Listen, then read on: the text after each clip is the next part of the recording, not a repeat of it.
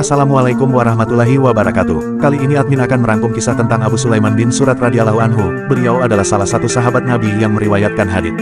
Bagaimana kisah beliau? Simak video ini. Kisah Abu Al-Mutarif Sulaiman bin Surat radhiyallahu anhu.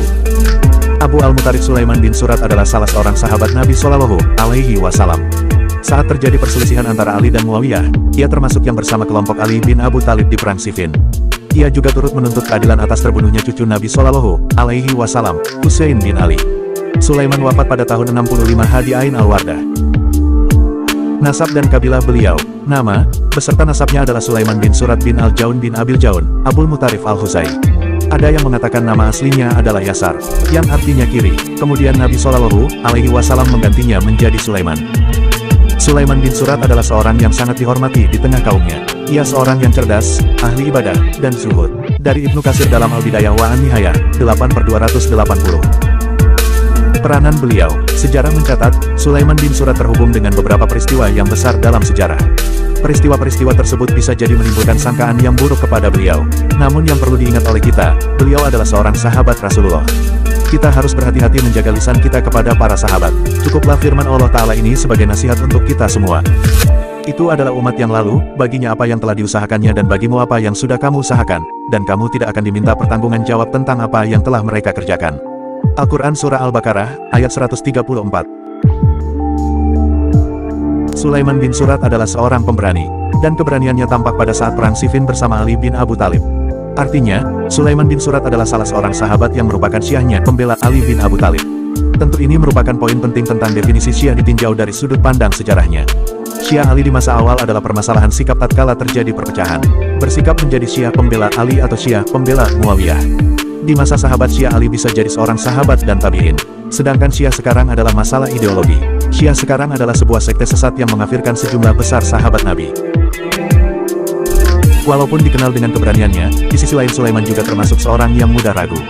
Kombinasi sifat pemberani dan peragu ini, membuat beliau salah langkah dalam peristiwa terbunuhnya cucu Nabi Shallallahu alaihi wasallam, Husain bin Ali. Hal ini juga yang sekaligus menjadi penyesalannya. Suatu ketika, ia menulis surat kepada Husain bin Ali radhiyallahu anhu untuk datang ke Kufah.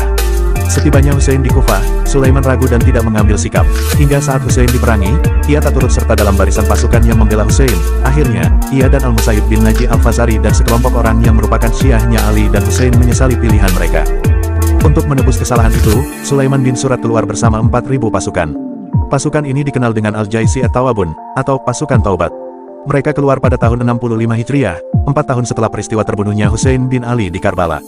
Pasukan ini bertemu dengan pasukan Bani Umayyah di tempat yang bernama Ainul Wardah. Pasukan Bani Umayyah berhasil mengalahkan mereka, dan Sulaiman bin Surat pun wafat di tempat tersebut.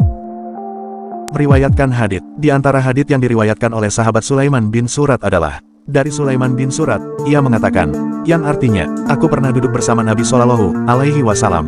Saat itu ada dua orang saling menghardik, hingga salah seorang dari mereka memerah wajahnya dan tegang urat lehernya. Lalu Nabi Shallallahu alaihi wasallam mengatakan, sungguh aku tahu satu kalimat yang jika dia katakan, akan hilang kondisi yang dia rasakan sekarang. Sekiranya ia mengucapkan auzubillahi minasyaitonir, aku berlindung kepada Allah dari setan, akan hilang kondisi kemarahannya itu. Lalu orang-orang menyampaikan padanya, sesungguhnya Nabi Shallallahu alaihi wasallam berkata, mintalah perlindungan kepada Allah dari setan. Orang itu malah menjawab, apakah aku mengalami kegilaan? Hadis riwayat Al-Bukhari 3282. Hadits lainnya diriwayatkan oleh Imam At-Tirmidzi. Sulaiman bin Surat berkata kepada Khalid bin Urfutah, atau ucapan ini disampaikan Khalid kepada Sulaiman. Pernahkah engkau mendengar Rasulullah Shallallahu alaihi wasallam bersabda, siapa yang wafat karena penyakit di perutnya, ia tidak akan diazab di kuburnya? Salah satu dari keduanya menjawab, iya, pernah. Sahih At-Tirmidzi 1064.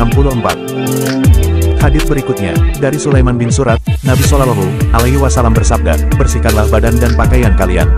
Kerjakanlah salat witir, karena Allah itu ganjil atau esa, dan menyukai yang ganjil. Faidul Qadir 967. Diriwayatkan juga dalam tafsir Al-Qurtubi, Sulaiman bin Surat radhiyallahu anhu menyampaikan, tatkala orang-orang hendak melemparkan Ibrahim ke api, mereka mengumpulkan kayu bakar. Ada seorang wanita tua yang memanggul kayu bakar di atas punggungnya. Wanita itu berkata pada seseorang, bawa kayu ini kepada orang yang telah mencela Tuhan-Tuhan kita. Tatkala Nabi Ibrahim diarak menuju api, beliau berkata, dan Ibrahim berkata, sesungguhnya aku pergi menghadap kepada Tuhanku, dan dia akan memberi petunjuk kepadaku. Quran As-Saffat 99. Saat Nabi Ibrahim dilempar ke api, beliau berkata, hasbiyallahu wa ni'mal wakil, yang artinya, Cukuplah Allah sebagai penolongku. Lalu Allah Ta'ala berfirman, kami berfirman, hai api menjadi dinginlah, dan menjadi keselamatanlah bagi Ibrahim. Quran Al-Anbiya, 69. Kisah wafatnya, Sulaiman bin Surat adalah salah seorang yang mengirimi Al-Husain surat namun ia meninggalkannya. Kemudian, ia bersama Al-Musayyib bin Najib berangkat bersama 4.000 pasukan menuntut keadilan terhadap pembunuhan Husain.